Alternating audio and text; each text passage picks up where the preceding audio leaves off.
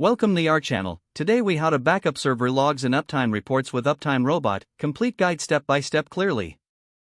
Today, we will explore how to backup server logs and uptime reports using UptimeRobot. First, ensure you have an active UptimeRobot account. Log in to your UptimeRobot dashboard. Navigate to the Settings tab on the left sidebar. Select the Alert Contacts section within the settings. Add an email address where you want to receive uptime reports. After adding your email, confirm it by checking your inbox for a verification email. Now, go back to the dashboard and click on the Uptime Monitoring tab. Choose the monitor for which you want to backup logs. Click on the edit icon next to the selected monitor. Scroll down to the Alert Contacts section within the monitor settings. Make sure your email address is selected for notifications. Return to your dashboard, then navigate to Reports. Select the Uptime Reports option from the Reports section. Here, you will find various time frames for your uptime statistics.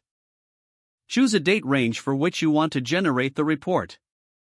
Click on the Export button to download the uptime report in CSV format.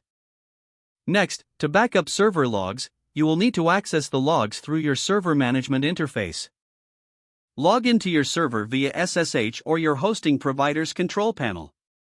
Locate the directory where your logs are stored. Use the appropriate command to compress your log files. For example, use the tar command for Linux-based systems. Once the logs are compressed, initiate the download to your local machine. Keep the logs in a secure location for future references. To automate this process, consider setting up a cron job for regular backups.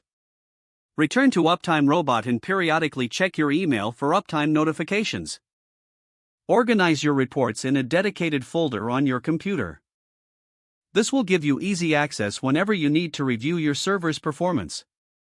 By following these steps, you will successfully backup your server logs and uptime reports.